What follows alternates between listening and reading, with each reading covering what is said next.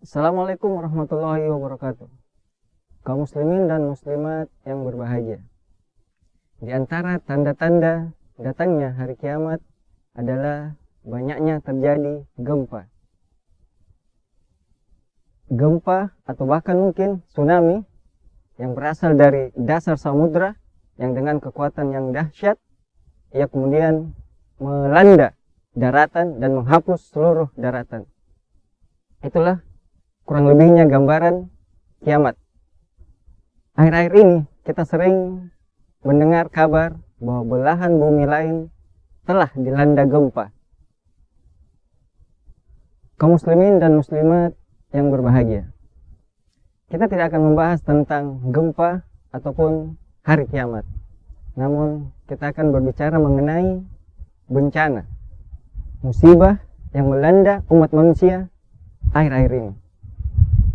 Benarkah bahwa bencana itu adalah bagian dari fenomena alam, sekedar fenomena alam? Benarkah bahwa tidak ada kaitannya antara bencana dengan dosa dan kemaksiatan yang dilakukan oleh manusia? Allah berfirman dalam surah Maryam, di mana Nabi Ibrahim alaihissalam memperingatkan bapaknya, yang mana bapaknya adalah seorang pembuat patung, seorang pembuat patung Tuhan. Ibrahim alaihissalam memperingatkan bapaknya untuk tidak bersekutu dengan syaitan, karena dengan bersekutunya bapaknya dengan syaitan akan mendatangkan azab dari Allah Subhanahu wa Ta'ala. Mungkin kita bisa mengambil pelajaran atas umat-umat terdahulu, umat Nabi Lut, umat Nabi Nuh, kaum Samud, kaum Ad. Adakah itu bagian dari fenomena alam? Adakah bencana yang melanda mereka adalah bagian dari fenomena alam? Sekali-kali tidak. Bencana, musibah yang melanda mereka merupakan azab dari Allah Subhanahu wa Ta'ala atas dosa dan kemaksiatan yang mereka lakukan. Kaum muslimin dan muslimat yang berbahagia, siapapun ingin terhindar dari bencana, siapapun ingin terhindar dari musibah. Banyak pakar yang mulai menggali tentang fenomena alam ini. Mereka membuat alat-alat untuk mendeteksi tsunami. Mereka membuat alat untuk mendeteksi gempa. Yang dengan alat tersebut mereka bermaksud untuk menghindari bencana. Namun apa yang terjadi? Qadarullah, takdir Allah. Jika bencana itu harus terjadi, maka bencana itu pasti terjadi. Kaum muslimin dan muslimat yang berbahagia, kembali kepada kisah umat-umat terdahulu. Umat Nabi Nuh, yang mana Allah mengirimkan bencana dengan mendatangkan banjir besar, yang bahkan melanda hampir seluruh wilayah bumi. Yang bahkan banjir itu naik hingga ke puncak gunung.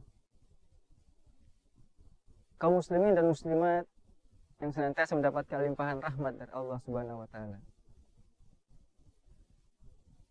beriman kepada Allah, mentauhidkan Allah Subhanahu wa Ta'ala adalah sumber di mana kita bisa terhindar dari bencana. Kaum muslimin dan muslimat yang senantiasa mendapatkan limpahan rahmat dari Allah Subhanahu wa Ta'ala,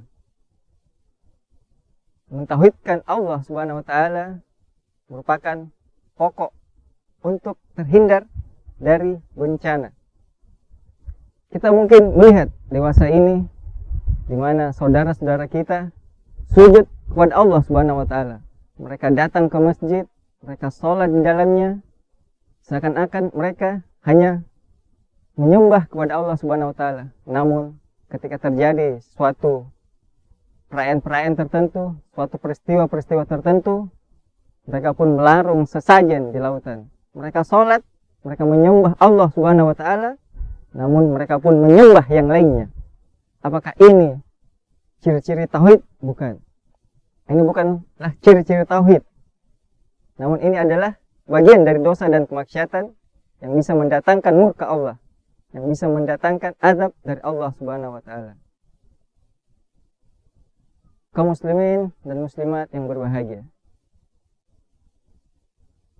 bencana yang melanda bisa kita atasi dengan meninggalkan dosa dan maksiat. Bertaubat adalah salah satu jalan yang diajarkan dalam Islam. Bertaubat dan memurnikan peribadatan kepada Allah Subhanahu wa taala adalah salah satu cara utama dalam menolak bala, dalam mencegah azab dari Allah Subhanahu wa taala. Saya mengajak kaum muslimin dan muslimat untuk senantiasa beristighfar kepada Allah, bertaubat kepadanya. Karena dengan begitu kita bisa terhindar dari azabnya Al-Jabbar Azza wa Jalla Ta'ala. Kaum muslimin dan muslimat yang berbahagia, marilah kita memurnikan peribadatan kita kepada Allah Subhanahu wa taala. Kita sujud hanya kepadanya dan dengan begitu kita bisa terhindar dari azabnya, dari kemurkaannya. Wabillahi taufiq wal hidayah. Warahmatullahi wabarakatuh.